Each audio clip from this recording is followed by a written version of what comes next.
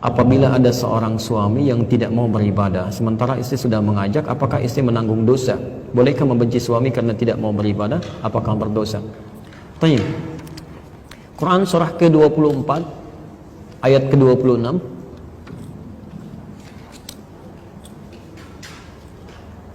Kemudian Quran surah ke-16 ayat 125. Sudah? Quran surah ke-24 ayat 26. Kemudian Quran surah ke-16 An-Nahl ayat 125. Sudah? Kemudian Quran surah ke-4 An-Nisa lagi. An-Nisa ayat 34 sampai 36, posisi paling kiri sebelah atas ke tengah, ayat 34 sampai 36. Sudah? Baik. Sampai situ dulu. Sekarang perhatikan Quran surah ke-24 An-Nur ayat 26.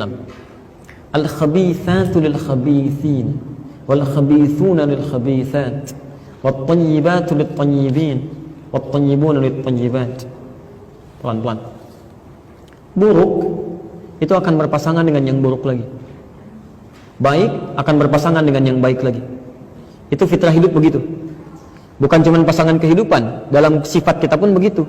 Kalau bapak ibu suka bergaul dengan yang tidak baik, ya sehingga muncul kosakata yang jelek, maka kosakata yang jelek ini akan menutup yang baik-baik, sehingga ketika akan bicara sulit menemukan kata-kata yang baik. Karena lisannya sudah terbiasa berbuat yang kotor, berkata yang kotor. Anda biasa melihat yang baik-baik, maka mata kita tidak akan terbiasa melihat yang jelek. Tidak akan terbiasa. Nah, kalau ibu orang baik, ibu akan dipasangkan lalu dengan yang baik-baik lagi. Cuman tidak selamanya perjalanan baik itu akan terus berjalan dengan baik. Akan ada ujian-ujian kehidupan yang mungkin bisa merubah perilaku itu. Coba cek, barangkali saat pertama menikah dalam kebaikan, alhamdulillah mungkin baik gitu kan, jalannya baik. Atau sama-sama ada yang kurang baik, tapi yang satu memperbaiki diri. Ini poinnya. Bisa jadi ini dua kemungkinan. Yang pertama dua-duanya baik, cuman ketika dalam perjalanan ada godaan-godaan kehidupan yang merubah dia jadi tidak baik. Atau sebaliknya, dua-duanya kurang dekat dengan Allah, yang satu mendapatkan bimbingan kebaikan, yang satu lagi belum mendapatkan bimbingan itu. Ya. Yang perlu dicatat, jika salah satu pasangan sudah disampaikan oleh Allah dengan pasangan yang lainnya sebagai pasangan dalam hidupnya, pertama Allah sudah memberikan ujian kehidupan pada dirinya.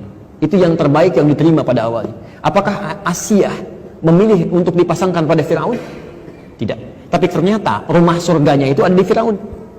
Begitu suaminya nggak mau dakwah, menyiksa macam-macam, sampai Allahu Akbar. Saya kemarin di Jawa itu membaca kitab Al-Hikayat wal Muhimmat, sampai Sayyidah Asiyah itu disiksanya luar biasa. Ya, dalam suasana panas karena tidak mau taat lagi, itu dikisahkan sampai-sampai Firaun memerintahkan diikat di lapangan terbuka, digelindingkan batu besar yang untuk menghancurkan seluruh dirinya. Ya, seluruh dirinya pada saat itu. Ya. Dalam keadaan itulah kemudian hal yang luar biasa itu, maka bermohon kepada Allah, ya Allah, saya ridha kalaupun harus diwafatkan sekarang, tapi mohon ganti semua ini dengan dibangunkan rumah di surga. Sampai kemudian diabadikan dalam Al-Quran itu, Rabbibnili baitan fil jannah, ya, wa najini min fir'auna. Ya Allah, bangunkan bagi saya satu rumah di surga dan selamatkan saya dari keburukan Firaun. Maka diwafatkan seketika, dan batu yang menggelinding itu tidak sampai membuat beliau menderita. Karena seseorang kalau sudah diwafatkan kan tidak ada rasa lagi dan sebagainya. Dan kemudian diberikan surga. Anda bisa perhatikan, suami dalam seburuk seperti Firaun, ya, kemudian tidak bisa memilih Asiyah untuk mendapatkan seperti itu. Asalnya istrinya belum dapat hidayah. Ketika sudah mendapat hidayah, istri jadi baik. Itu berdakwah terus, berdakwah pada suami, suami jadi buruk dan sebagainya. Apa kemudian yang terjadi? Ternyata sifat keburukan-keburukan yang ada pada suami itu menjadi bagian dari dakwah untuk istrinya. Ada pahala di situ. Pahala untuk mengajak, pahala pada kebaikan dan sebagainya. Karena ibu nggak bisa milih kan, ibu bisa berikhtiar dari awal. Ya, saya ingin pasangan yang begini, tapi kemudian Anda pilih itu juga.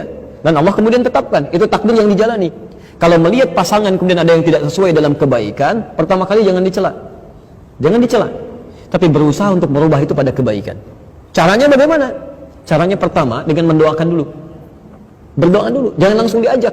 Ingat, pemimpin siapa bu di rumah tangga? Suami. Apa sifat utama pemimpin itu? Sifat yang paling dominan. Apalagi?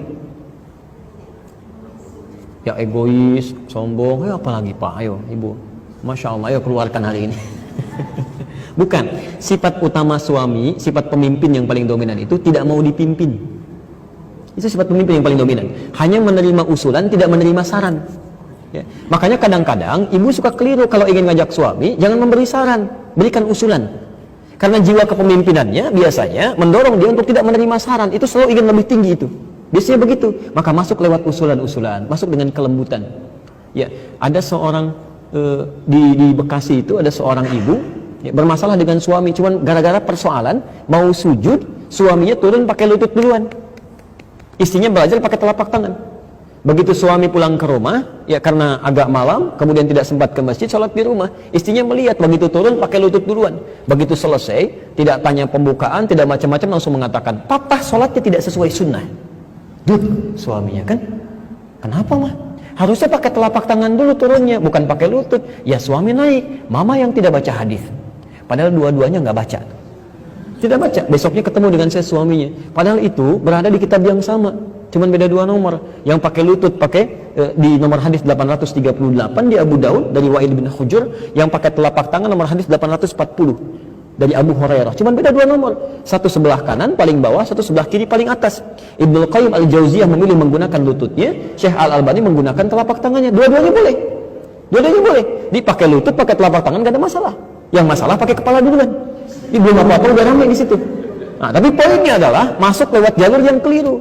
Jadi kalau ada sesuatu yang salah, bagaimana cara masuknya? Quran surah 16 ayat 125 tadi.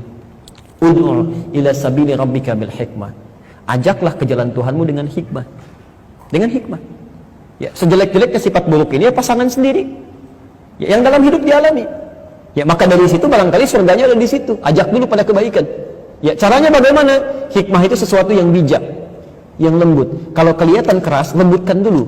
Bagaimana cara melembutkannya? Kita tidak bisa menguasai hati orang, tapi kita bisa memohon kepada pemilik hati untuk merubah sifat hatinya. Maka berdoalah kepada Allah seperti Nabi Muhammad berdoa untuk Umar bin Khattab. Ya Allah, mohon ya Allah, Engkau jadikan dia pasangan hidup saya. Engkau yang paling paham tentang hikmah kehidupannya. Engkau yang paling memahami tentang kelebihannya untuk diri saya pribadi. Maka mohon ya Allah, lembutkan keadaan hatinya, bimbing dia, dekatkan dia kepadamu, bangunmu malam, tunaikan tahajud, mohonkan kepada Allah. Masa dari setiap malam tidak ada sesuatu yang nyantol? Kan? Dari situ pelan-pelan bersikap, berubah dalam kebaikan, ajak dengan lembut, kan? Pelan-pelan. Demi Allah saya katakan, insya Allah ada perubahan di situ. Cek lagi. Makanya turun ayat, kemungkinan itu terjadi kalau bukan karena kesalahan komunikasi, kalau bukan karena sikap, kalau bukan karena pergaulan. Di Quran surah keempat ayat 34. Maka caranya, kalau dia berniat berubah dengan baik, nanti Allah berikan taufik. Ayat 35 sampai 36-nya. In yurida islaha, kalau satu di antara keduanya ini atau kedua-duanya ingin merubah diri, yuwaffiqillahu bainahuma, pasti Allah berikan taufik itu. Ya. Tapi kalau salah satunya tidak berubah, maka hukum Allah yang lain bisa diterapkan. Ya. Apa di antaranya? Maaf, kalau cuma tidak menzalimi diri, baru sebatas biasa muncul sifat kurang baik, dakwah masih ada. Tapi kalau sudah sifatnya kurang baik, bisa membahayakan terhadap diri dan agama. Misal, kalau tingkatannya masih rendah, bisa kemudian seperti yang dilakukan Rasulullah terhadap Sayyidah Aisyah. Ini bukan karena Aisyah buruk, tapi ada isu yang datang, yang dengan isu ini bisa menjadikan kehidupan rumah tangga tidak harmonis. Padahal Aisyah tidak salah. Maka di situ kata Rasulullah, Aisyah, kita sementara untuk mendinginkan suasana dari isu yang ada di luar, coba kita berpisah sementara waktu untuk merenungkan ini. Ya, dari mulai pisah tempat tidur, dari mulai pisah tempat tinggal dulu sementara waktu untuk merenung dari situ. Ada kaidah-kaidah yang kemudian disampaikan. Kecuali kalau mohon maaf ya, keadaan ini menjadikan kemudian istri dilarang untuk ibadah sama sekali. Nggak boleh pakai hijab, nggak boleh sholat, nggak boleh macam-macam, dan bahkan mohon maaf bisa melukai secara fisik. Maka hukum pernikahannya menjadi fasakh. Fasakh di sini dipisahkan oleh hakim.